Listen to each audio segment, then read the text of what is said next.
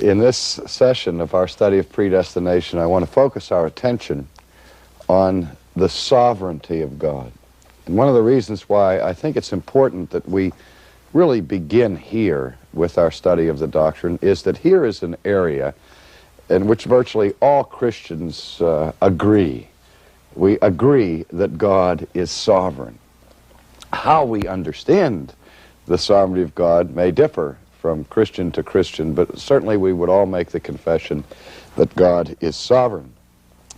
The third chapter of the Westminster Confession begins with these words: God from all eternity did, by the most wise and holy counsel of his own will, freely and immutably, that is, without possibility of changing it, God did freely and immutably ordain whatsoever comes to pass, semicolon. Let me take a breath there at the point of the semicolon. God from all eternity, according to his own holy and wise counsel, did freely and immutably ordain or foreordain whatsoever comes to pass. And I paused at that point in the seminary classroom and I said to my students, how many of you believe that statement? I have to understand this was a Presbyterian seminary, so these fellows were pretty well steeped in the Augustinian tradition, and I got like a 70% vote there that that large number believed it. And I said, okay, how many of you don't believe that statement? And 30 or so hands went in the air, and I said, fine. Now let me ask another question. I said, without fear of recriminations, nobody's going to jump all over you. We just would like to know, feel free to state your position. How many of you would call yourselves atheists? And nobody put their hand up. And I went into my Lieutenant Columbo routine. There's just one thing here I can't understand. I said, and I looked at those 30 who had raised their hand, and I said, do you mind if I ask you a personal question? I said, I can't figure out why those of you who raised your hand saying you did not believe this statement didn't raise your hand when I asked if you were atheists. And they looked at me with a mixture of puzzlement, but the same kind of looks I'm seeing in your eyes here today. And I was saying, because if you don't believe this statement, you understand that fundamentally, bottom line, you're an atheist. And that was about the most outrageous thing they ever heard in their lives.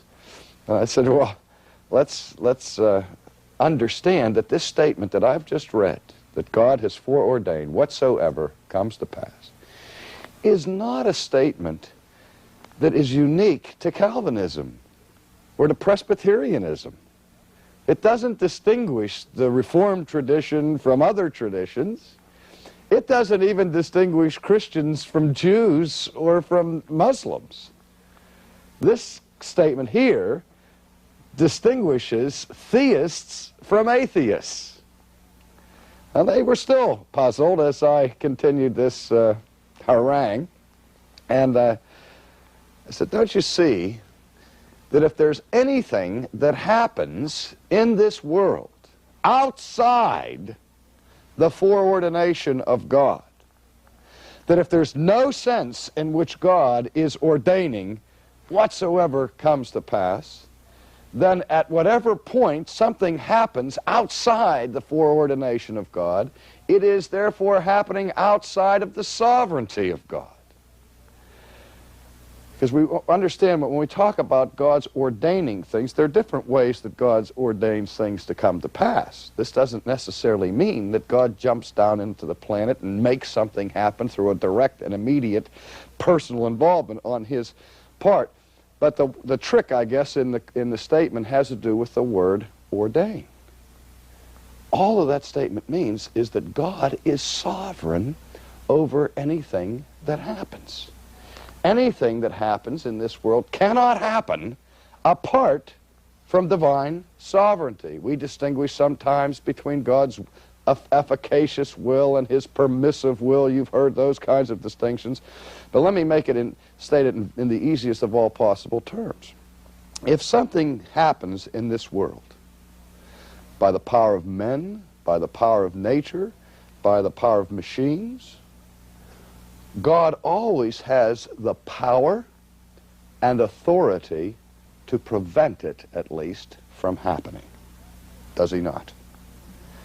And if he does not prevent it from happening, then that means at least this much, that he has chosen to let it happen. That doesn't mean he applauds it.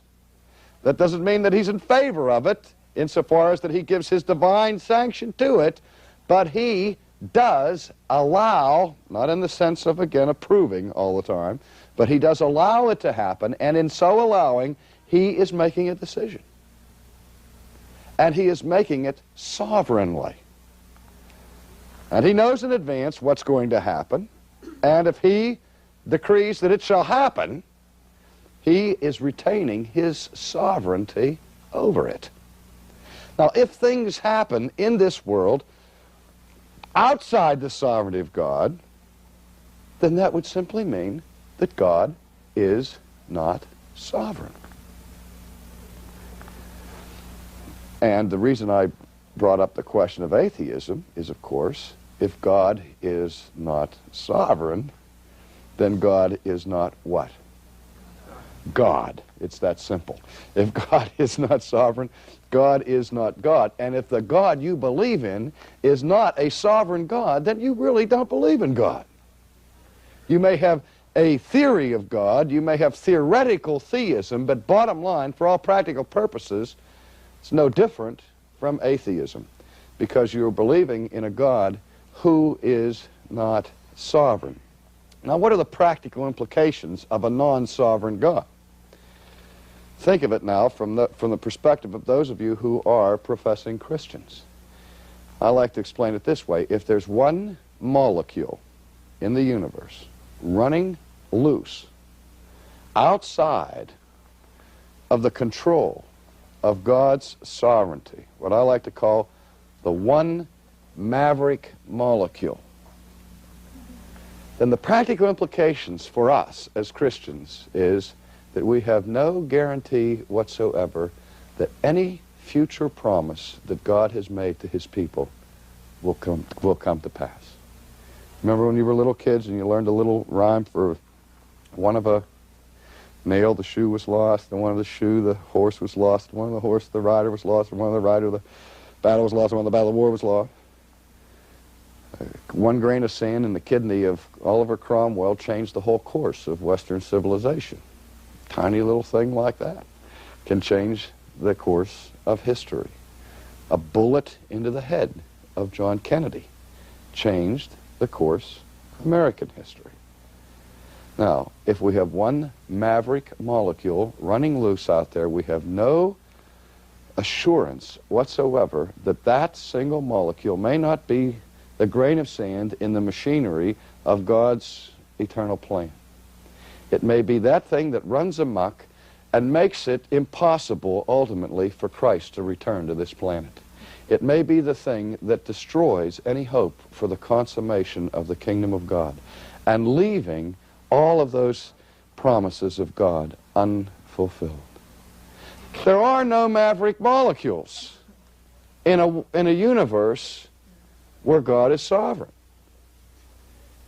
Now, I need to continue what the Westminster Confession of Faith says. I remember I gave you a semicolon.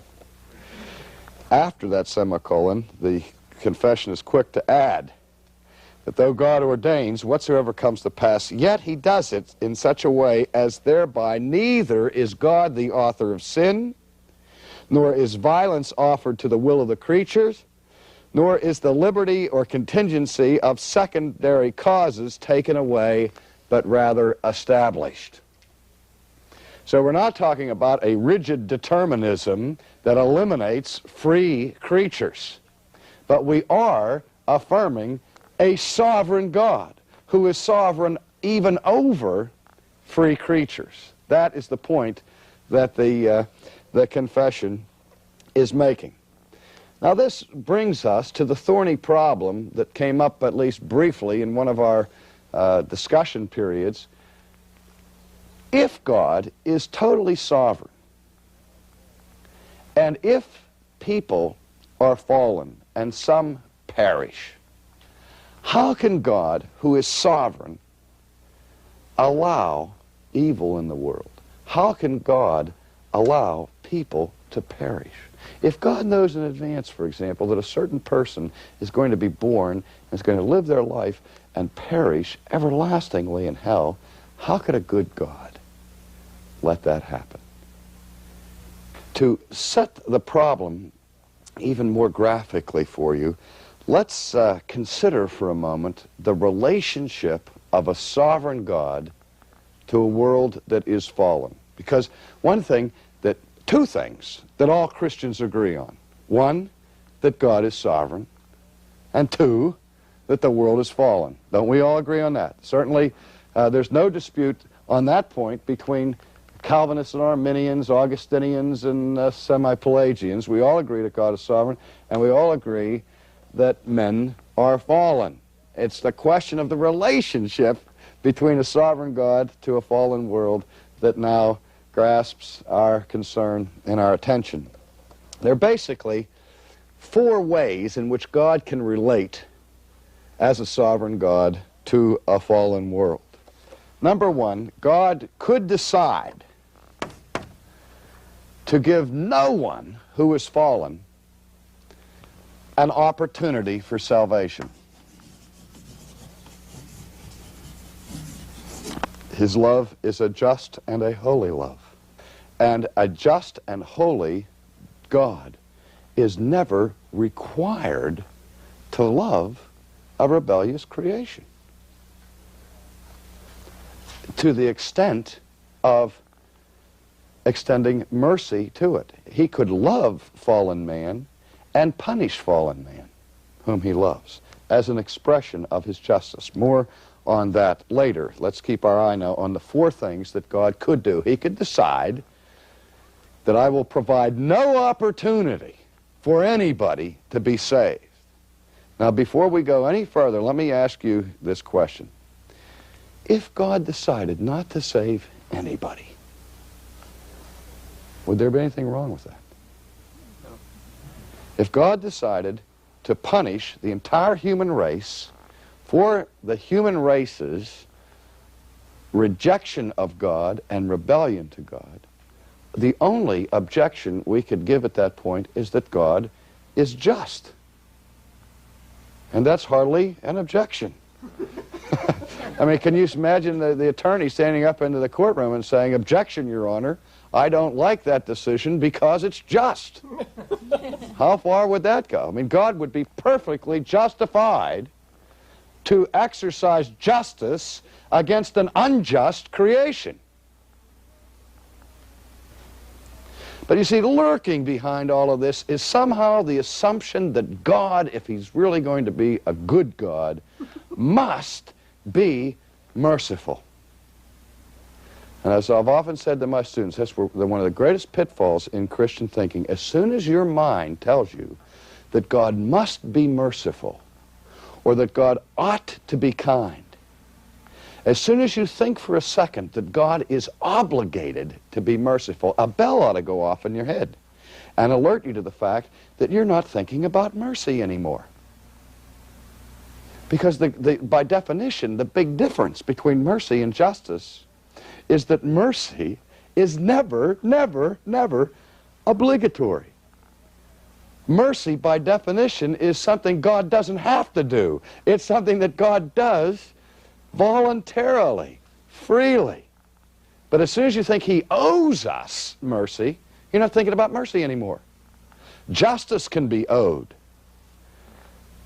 but mercy is never obligatory. Do we get that? We have to understand that principle. Okay, that's one option. God could have said, nobody on this planet, since all have sinned and fallen short of the glory of God, and he perceives from all eternity, he sees us, he sees our fallenness. He says, he could decide to provide no opportunity for salvation. All right?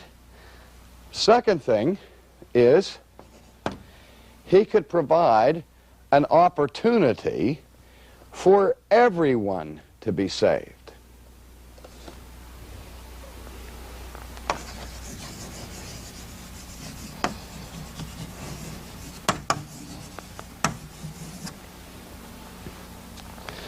Actually, there's 6 things that we could do here, and I'm trying to shortcut this for the sake of time. And I'll just put in parentheses here, or he could create an opportunity for some people to be saved. But bottom line, God could give the world an opportunity for salvation.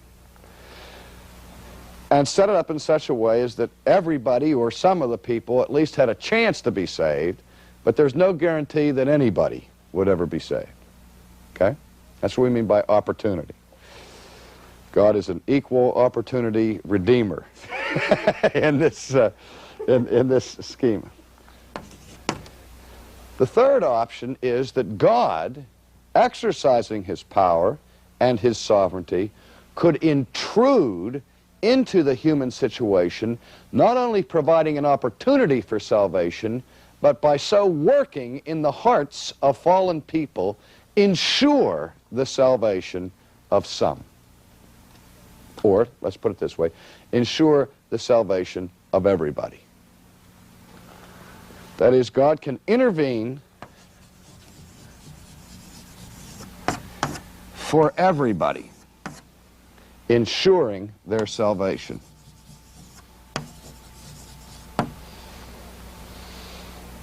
That is, in his sovereignty, he could so guide the steps of a person and so influence inwardly their hearts as to actually bring them to faith. Now, again, does God have the power to do that? Yes. Now, he could do that for some, or he could do that for everybody.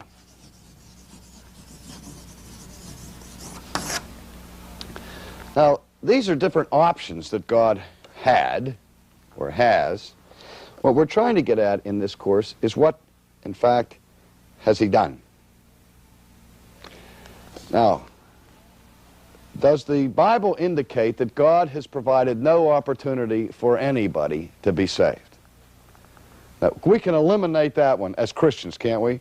Right off the bat. There's no argument there. We all agree that this is not the biblical view, that God has made no provision whatsoever for salvation.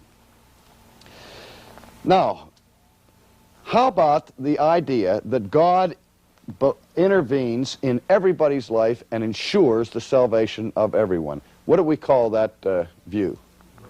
Universalism. And there are Christians who believe in universalism. But the debate historically between semi-Pelagianism and Augustinianism is not a debate over universalism. Those two viewpoints both agree what? That only some people ultimately are saved. They are particularists rather than universalists. The Bible seems to teach, I think, clearly that there are those who are lost, ultimately lost, and at the last judgment will be lost. As our Lord indicates, some will be sent out into outer darkness forever, weeping and gnashing of teeth. So we believe that there are some people who will never be redeemed. So, this one has to be eliminated. So, what we're left with are these alternatives. Either God gives an opportunity for all or only some, or God does more than simply make an opportunity available. He actually comes in and intervenes and ensures that some people are saved. Now this is what we call, that should be some. God makes certain that some are saved. All right. Now, this is the position of Augustinianism, that God ensures the salvation of the elect, or of those who are predestined to be saved. The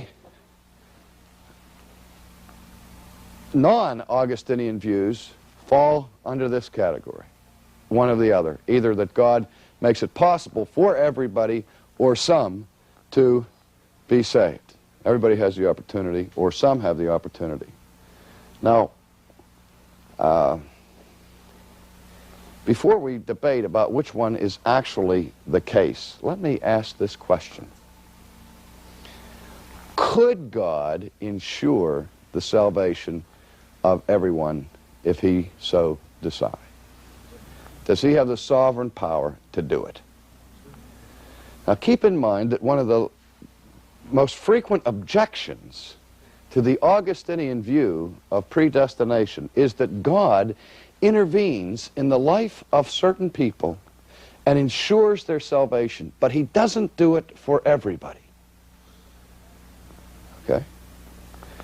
And the objection from the non-Augustinian view is, hey, God, that's not fair. If you're going to do it for some, then you ought to do it, what? For everybody. But you see that the person over here has the same problem.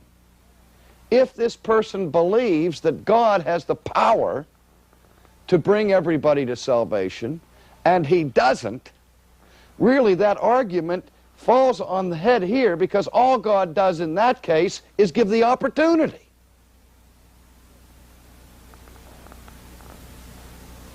To fallen men to be saved. In this one, God does more than give the opportunity. He assures that some people will be saved. In this schema, there's no assurance that anybody will be saved. In fact, as I think we will see later, it assures us, if we take seriously the biblical view of fallen man and his attitude towards God and towards God's grace, would assure, to my mind, at least, that nobody would be saved. And in other words, what I'm getting at is that one of the chief objections of the Reformed or Augustinian position is that it's not gracious enough. When in fact it's so much more gracious, because God doesn't just say, okay, here's the cross, choose it if you will, and leaves people to themselves. But God applies the work of Christ. The Holy Spirit works in people who are dead in sin and trespasses in order to bring them to faith and to ensure that the death of Christ is never in vain, that Christ will see the travail of his soul and be satisfied. The Scriptures speak of God giving people, God the Father giving people to God the Son.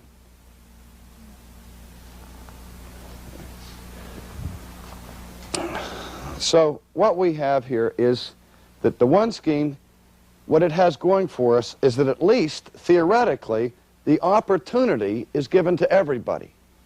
Anybody who believes in the gospel can be saved. However, there are millions and millions and millions of people who never hear the gospel, who in fact don't have the opportunity. The only real opportunity, the only thing we can really talk about here is that some have the opportunity. Some who are not predestined have the opportunity to be saved. That is, this argument would be everyone who hears the gospel, at least, has an opportunity to say. But God has not made sure that everybody in the world hears the gospel. Could God make sure that everybody in the world hears the gospel? Could God print it in the clouds if he wanted to? Yes, but he doesn't. And so we are left with that problem that God does not do everything that God conceivably could do within the bounds of his own righteousness. He does not do everything conceivable to ensure the salvation of the world. Now, why not? I don't know. I have no idea. Why not? I know that he doesn't. That much is clear. And I know that there's no shadow of turning in him. I know that that God is under no obligation to save anybody. And I know that God does save somebody. But God is God. And God reminds his people of one crucial principle of divine sovereignty. And we will look at that more closely later on in this course, where God reminds Moses, and then later the church through Paul, of his divine prerogative. I will have mercy upon whom I will have mercy. God never owes mercy. Real quickly, if God only saves some people, we have to understand that we have two groups of people in the world, the saved and the unsaved, but they are all part of a group of sinners. All are fallen, all are in rebellion against God. What God does, according to the Augustinian view, is that he sovereignly elects and chooses and redeems some, and the rest he passes over. So that what you have in this schema is that one group gets mercy. What does this group get? Justice. Who gets injustice? Nobody gets injustice. Now, mercy is not justice. Mercy is non-justice.